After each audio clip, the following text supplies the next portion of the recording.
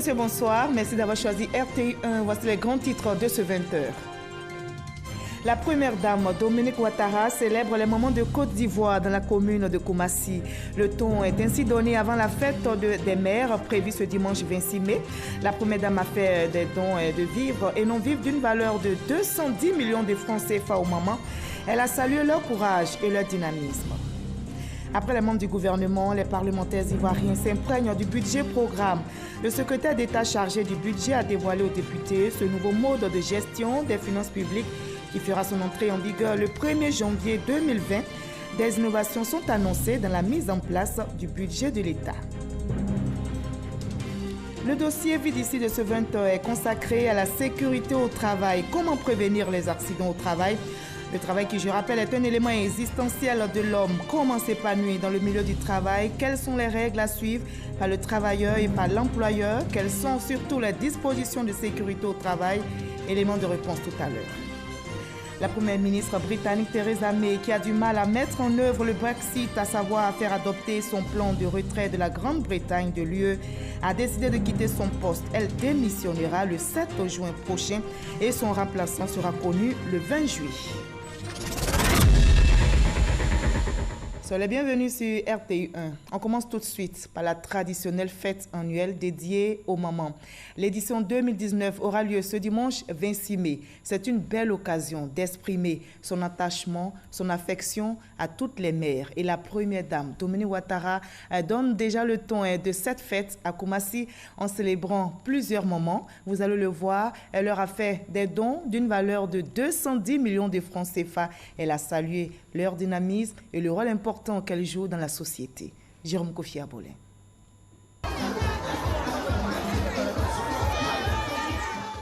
Une fête des mères qui donne encore l'occasion à la première dame Dominique Ouattara de se retrouver avec toutes les mamans de Côte d'Ivoire.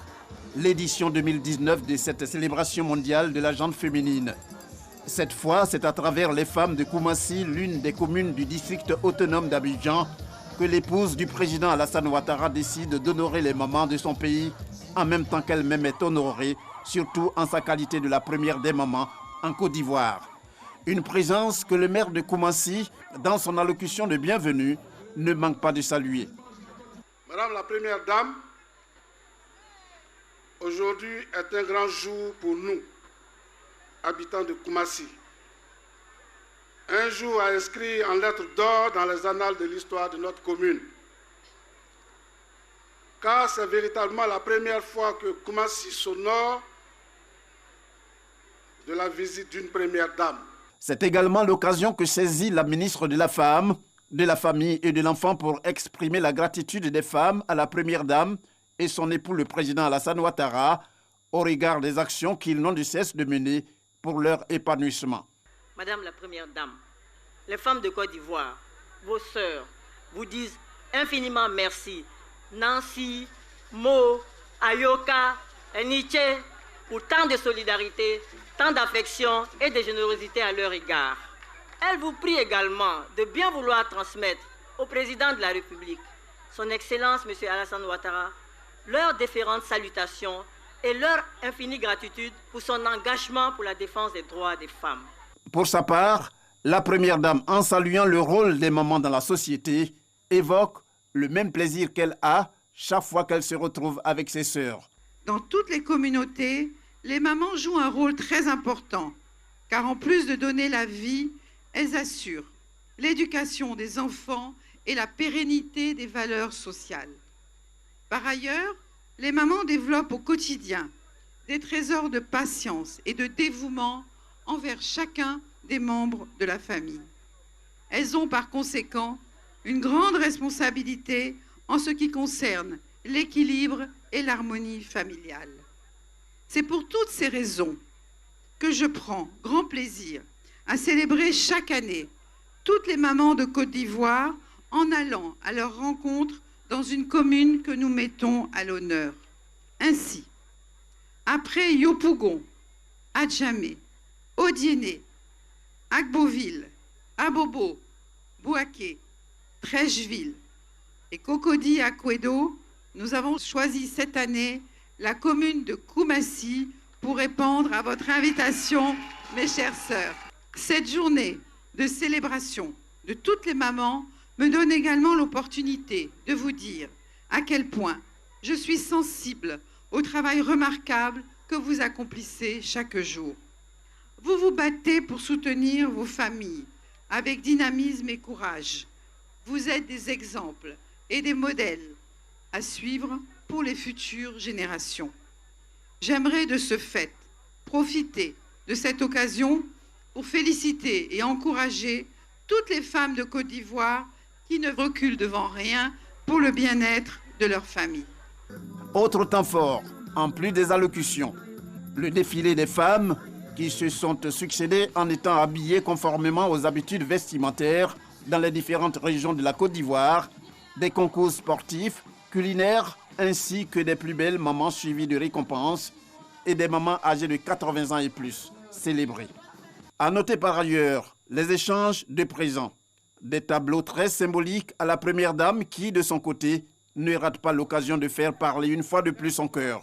À son actif, des remises de chèques aux femmes de Koumassi dans le cadre du Fonds d'appui aux femmes de Côte d'Ivoire FAFSI, sans compter des dons en vivres et non-vivres d'une valeur de 210 millions de francs CFA. Le tout dans une ambiance féerique. Et quand on se donne un moment de prière dans une telle manifestation pour avoir la bénédiction divine, la fête est faite pour connaître un succès éclatant.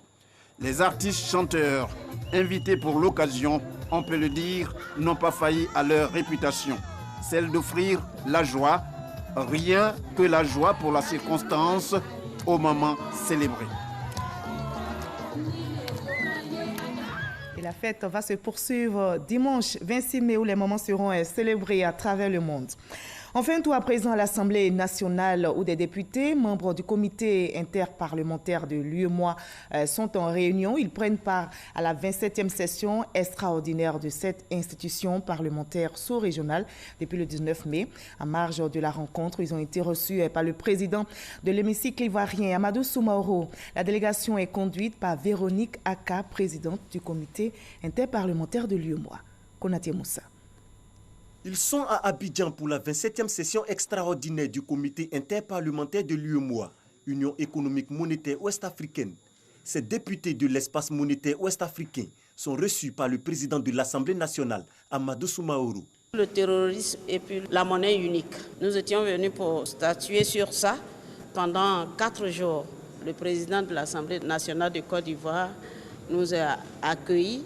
Il s'est fait représenter à l'ouverture par l'un des vice-présidents et c'est tout à fait normal qu'à la clôture de notre session, il fallait qu'on vienne lui dire au revoir et puis lui rendre compte des travaux. Le comité interparlementaire de l'UEMOA est une institution sous-régionale d'intégration parlementaire. Il est composé de députés issus des pays de l'UEMOA. Véronique Aka Amena est depuis le mois d'avril dernier la présidente pour un mandat d'1 an. Et nous restons dans les locaux de l'Assemblée nationale où s'est tenue une autre rencontre, celle des députés ivoiriens avec le secrétaire d'État chargé du budget Moussa Sanogo. Les parlementaires ivoiriens se sont imprégnés du budget programme. Le secrétaire d'État leur a dévoilé le nouveau mode de gestion des finances publiques qui fera son entrée en vigueur le 1er janvier 2020. Les prérogatives des députés et des sénateurs vont connaître des innovations dans la mise en place du budget, comme nous l'explique Mama Traoré. Ce jeudi, Moussa Sanogo n'était pas au Parlement pour présenter ou défendre un projet de loi. Le secrétaire d'État chargé du budget du portefeuille de l'État portait plutôt la casquette de formateur, avec pour module à enseigner aux parlementaires les grandes lignes du budget programme qui entrera en vigueur dès le 1er janvier prochain. C'est une réforme qui vise notamment à offrir au Parlement une meilleure visibilité dans les choix budgétaires, à accroître l'efficacité de la dépense publique et à améliorer le service public rendu aux citoyens. Dans la mise en œuvre du budget programme, le Parlement aura un rôle majeur, d'où l'importance d'avoir une idée claire et précise des principales caractéristiques de ce nouveau mode de gestion budgétaire. 3 heures d'échange pour comprendre les prérogatives des parlementaires avec le nouveau mode de gestion budgétaire. Avec le budget programme, un débat d'orientation budgétaire aura désormais lieu entre le gouvernement et le Parlement. Le budget programme permet également aux parlementaires d'auditionner les ministres et même de solliciter la Cour des comptes pour une éventuelle enquête. C'est une bonne démarche, la démarche qui consiste à basculer dans la programmation sur la base des résultats plutôt que sur la base des moyens. Il y aura une transparence, une plus grande transparence. C'est ce que nous souhaitons. L'innovation qui a retenu mon attention est que beaucoup de choses se feront maintenant encore plus facilement que par le passé. Surtout le contrôle est interne. Malgré ces innovations, les parlementaires nourrissent des préoccupations quant à l'impact réel du budget programme sur le bien-être des populations. Le principe de l'amélioration de l'efficacité de la dépense que nous visons à travers le budget programme doit donner davantage de marge à l'État pour résoudre les problèmes des populations. Donc si nous avions peut-être une dotation de 100 pour pouvoir construire une autre, si du fait de la mise en œuvre du budget du programme, nous avons plutôt une marge de 120, 20 peuvent être consacrés à l'amélioration de l'accès en eau potable dans les différentes régions du pays. Avec de telles assurances, Moussa Sanogo a pris rendez-vous avec les parlementaires pour le mois de juin. Cette fois, il sera question du premier débat d'orientation budgétaire dans le cadre du budget programme. Et en attendant cet autre rendez-vous, je vous conduis au Mexique d'où revient le ministre ivoirien des Affaires étrangères. Il était en visite de travail de 72 heures en vue de renforcer les relations d'amitié et de coopération qui unissent la Côte d'Ivoire et le Mexique depuis près de 44 ans. Le ministre Marcel Amontano a multiplié les rencontres sur place. Il était au Sénat, à l'Assemblée nationale et au ministère des Affaires étrangères du Mexique. Michel Digré. Un mémorandum d'entente en matière de coopération académique signé avec son homologue mexicain, Luis Ebrard. Pour le ministre des Affaires étrangères de Côte d'Ivoire, c'est un protocole qui jette les bases de la redynamisation de la coopération entre les deux États. Nous avons convenu que nous aurons, dès l'année prochaine, en début d'année probablement, la réunion du mécanisme de coopération entre les deux pays, qui est l'équivalent un peu de la commission mixte, et qu'à l'occasion de cette réunion, nous définirons les secteurs prioritaires pour lesquels nous souhaitons donc redynamiser notre coopération. Au siège du Sénat, Amontano a invité les autorités mexicaines à une synergie d'action à l'effet de booster les échanges commerciaux avec la Côte d'Ivoire. Après 44 années de relations, force est de relever que celle-ci ne reflète pas les énormes potentialités des deux pays. Aussi, convient-il de conjuguer nos efforts afin de hisser le niveau de notre coopération bilatérale à la hauteur des grands atouts de nos deux pays. Osons et construisons ensemble un pont sur l'Atlantique. Brisons et dématérialisons cette frontière maritime pour un partenariat sincère, novateur et mutuellement bénéfique pour nos deux pays, leurs peuples et entre nos deux continents. Cette visite a été également marquée par une séance de travail au Parlement mexicain. En marge de celle-ci, le chef de la diplomatie ivoirienne a été l'heureux récipiendaire du prix Micro d'Or décerné par l'Association nationale des présentateurs du Mexique. Ce prix distingue ainsi la Côte d'Ivoire pour ses efforts et son engagement dans les processus de recherche de paix dans le monde. Ici, en Côte d'Ivoire, justement, le ministère de l'Éducation nationale, de l'enseignement technique et de la formation professionnelle vient de prononcer une conférence de presse sur la situation à l'école. Sujet principal évoqué, la rétention des notes et des moyennes décidée par la coalition du secteur éducation-formation de Côte d'Ivoire après la levée de son mot d'ordre de grève. Le ministère interpelle tous les enseignants sur leurs responsabilités et les invite à ne pas confisquer les notes des élèves. L'appel est réitéré pour le dialogue afin de trouver une issue à cette crise. Christelle Bédéga, Grâce Kando pour le reportage. Les syndicats membres de la coalition du secteur éducation-formation de Côte d'Ivoire décident de suspendre leur mot d'ordre de grève, mais avec rétention des notes. Face à cette situation, le ministère de l'Éducation nationale, de l'enseignement technique et de la formation professionnelle monte au créneau pour dénoncer cette attitude. Au regard des principes fondamentaux de la pédagogie, l'évaluation est un élément essentiel du processus de l'enseignement-apprentissage. Elle permet de mesurer, il s'agit de l'évaluation, les progrès de l'apprenant et de renvoyer à l'enseignant l'effet produit par son travail aux fins de l'améliorer si nécessaire.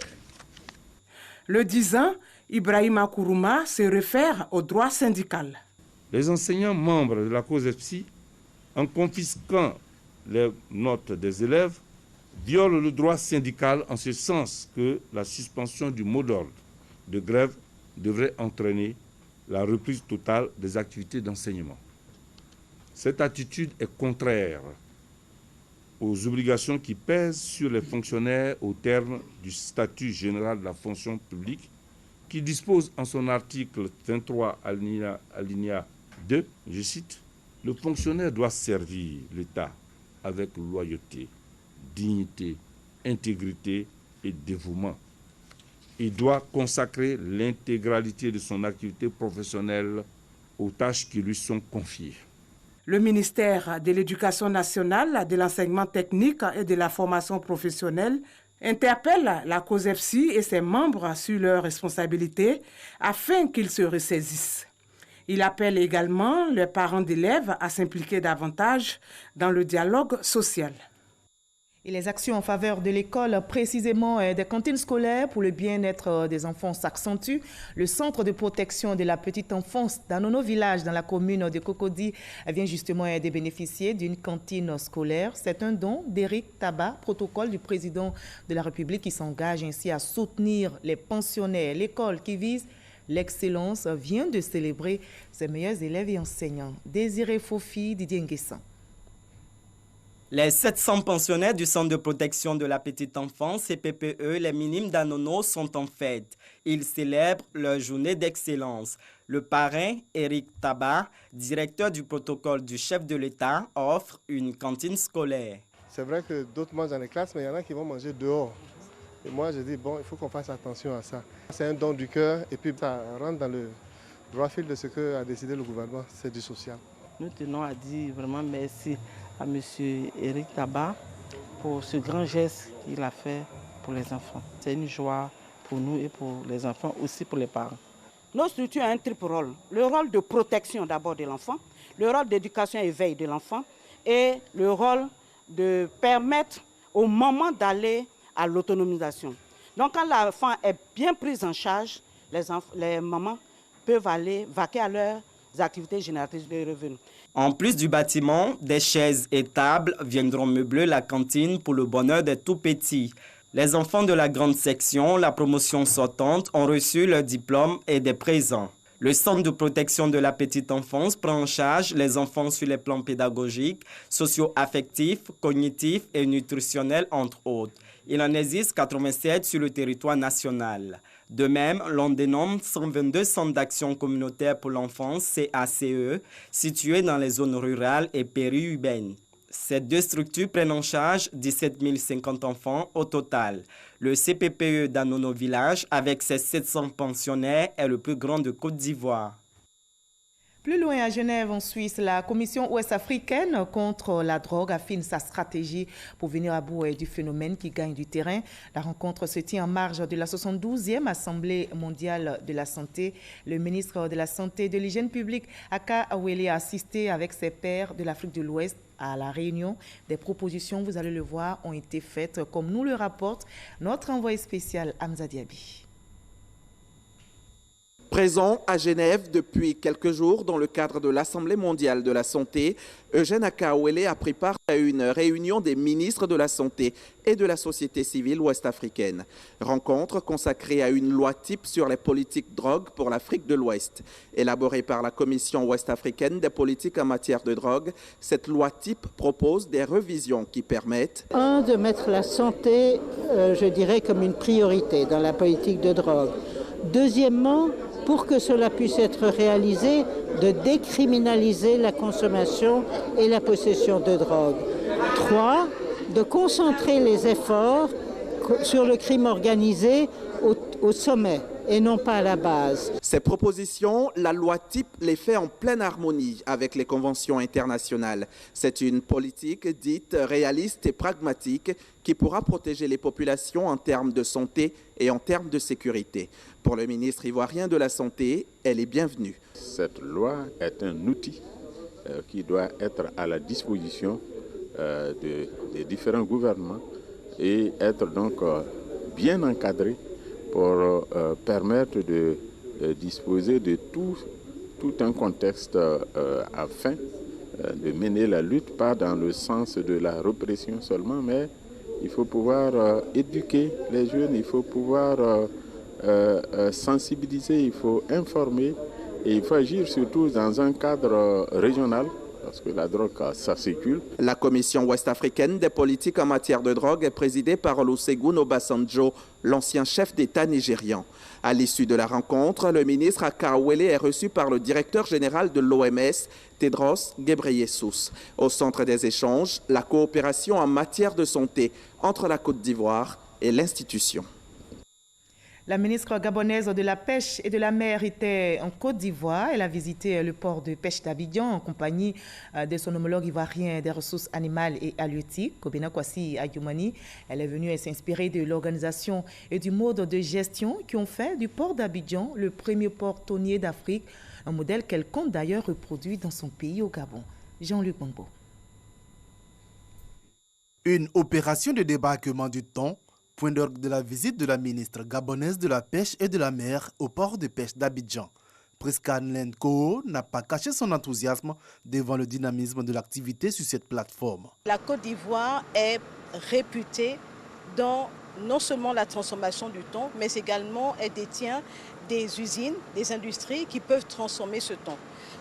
Le Gabon, c'est 800 km de côte ou un peu plus de 800 km de côte et c'est beaucoup de ressources halieutiques qui jusque-là n'ont jamais été débarquées dans le port de Libreville. En venant m'inspirer du modèle ivoirien, fort de son expérience, de sa maturité, je pense pouvoir faire quelque chose pour le camp du gouvernement gabonais. La ministre gabonaise de la Pêche et de la Mer a également visité les deux conserveries de thon. Celles-ci produisent 60 000 tonnes de boîtes de conserve et emploient 15 000 personnes. Nous aussi, nous irons voir ce qui est fait au Gabon et peut-être même aussi nous inspirer de leur exemple. On dit qu'il y a beaucoup de poissons au Gabon, mais du point de vue de la population, nous sommes plus nombreux qu'eux. Nous avons besoin aussi de faire venir du poisson du Gabon en Côte d'Ivoire. Avant sa visite sur le terrain, la ministre gabonaise a échangé avec le directeur général du port autonome d'Abidjan sur le projet de modernisation et de réhabilitation du port de pêche.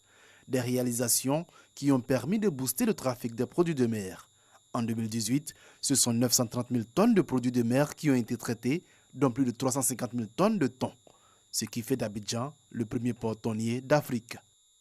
Je vous propose maintenant la réaction du ministère de la Culture et de la Francophonie sur la situation du Burida. Je rappelle qu'en novembre 2018, suite à une saisine par un collectif d'artistes sur la gouvernance au Burida, l'inspection générale de l'État a engagé un audit aux fins de vérification des allégations mentionnées. La réaction du ministère de la Culture et de la Francophonie vous est résumée par Issa Tchonoyeo.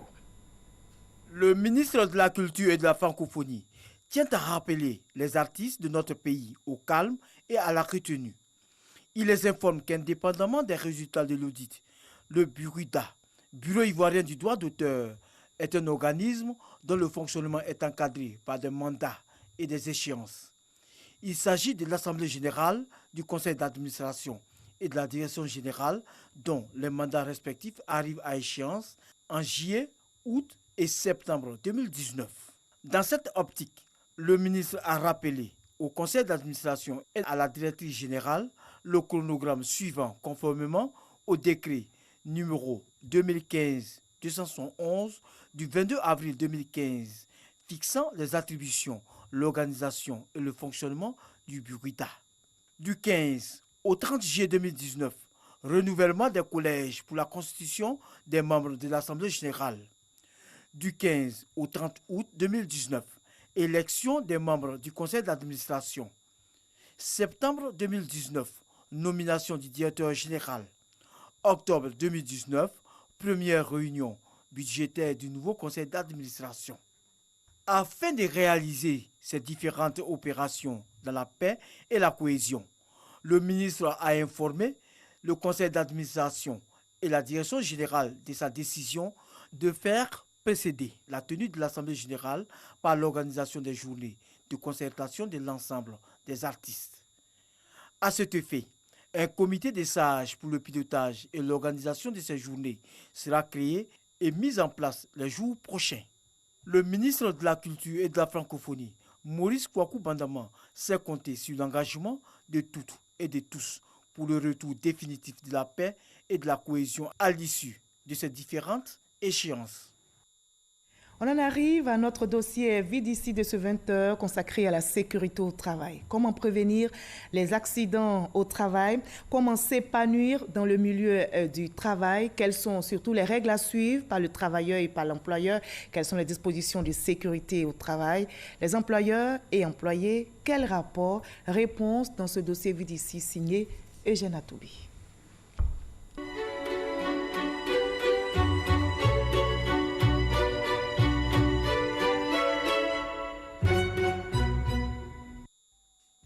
Depuis l'an 2010, j'ai eu l'accident. C'est une machine qui m'a pris en l'air et je suis descendu sur mes jambes au niveau de ma hanche. Un hernie discale. Depuis lors, j'ai mal aux pieds, je n'arrive pas à marcher. Accidenté du travail depuis 2008, suite à une agression lors d'une mission recommandée par l'autorité portuaire. Hier, travailleur plein d'énergie. Aujourd'hui, Huguette et Hubert sont devenus respectivement accidentés de travail et malades professionnels. Ils bénéficient d'une couverture médicale totale grâce à la Caisse nationale de prévoyance sociale qui leur verse une rente au regard du Code du travail. L'accident du travail, il est défini comme tout accident qui survient sur le lieu du travail ou du fait du travail. Donc tout accident qui peut survenir dans ce cadre-là est considéré comme accident du travail et on parle dans ce cas d'accident de trajet qui survient aux travailleurs. Donc tout ça c'est pris en compte dans le cas des accidents de travail. Les accidentés de travail et malades professionnels bien organisés sont réunis dans un cadre d'expression, la Fiat M3P. Cette fêtière joue un rôle important pour le réarmement moral nécessaire des accidentés de travail et malades professionnels en cessation d'activité, de sorte à pouvoir s'insérer dans le tissu socio-économique. Siège de la CNPS au plateau. La Fiat M3P participe à un panel sur la fonction sécurité en entreprise. Pour les accidentés de travail et malades professionnels encore en activité, pareille rencontre est occasion à capitaliser. Nous avons beaucoup de jeunes qui arrivent au travail, qui ne sont pas forcément sensibilisés sur les questions de santé et sécurité au travail. Beaucoup de seniors sont maintenus en milieu de travail et ils ont des risques qui leur sont propres, qu'il faut pouvoir gérer. C'est l'occasion de se projeter dans l'avenir du travail afin d'élaborer de nouvelles stratégies de prévention.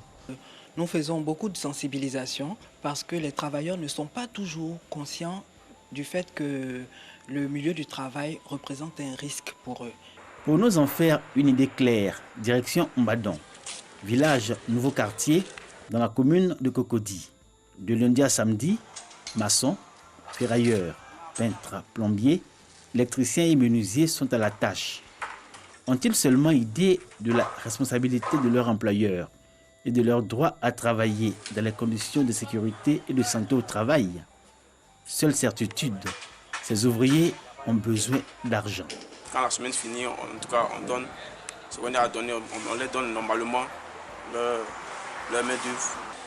On a les échafauds métalliques, voilà, qui est bien garanti, en tout cas qui est bien positionné pour faire le crépissage, en tout cas en toute sécurité. Je me suis engagé dans le domaine de menuiserie maintenant, ça fait au moins 5 ans maintenant. On est protégé quand même, on n'a jamais eu d'accident de travail, ça arrive, mais par la grâce de Dieu, ça n'y a jamais arrivé, quoi. Pourtant, ce qui est vu dans nombreux milieux professionnels révèle que c'est dans une situation d'exposition permanente aux dangers et risques divers que le travailleur se trouve poussé. Réalité troublante à Boubou.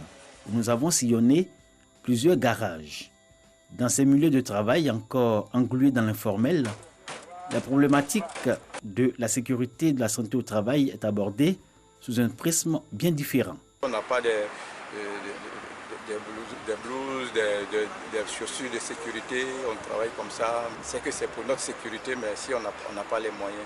Quand les moyens ne sont pas là, ces équipements-là, où il faut les avoir? Les petits moyens qui est à notre position, c'est avec ça que nous pouvons pouvoir se débrouiller, puisque nous sommes tous dans l'informel. Personne ne vient à notre aide. Donc quand c'est comme ça, là, vraiment c'est difficile. Les drames sur les lieux de travail sont nombreux. La Caisse nationale de prévoyance sociale indique que le secteur privé enregistre en moyenne 7000 cas d'accidents de travail et 30 cas de maladies professionnelles par an.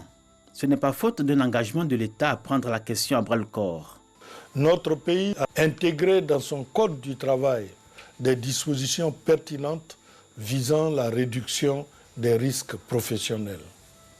Au plan institutionnel, l'inspection de la santé et de la sécurité au travail et l'inspection générale du travail veillent à l'application de la législation et de la réglementation en sécurité et en santé sur le lieu du travail.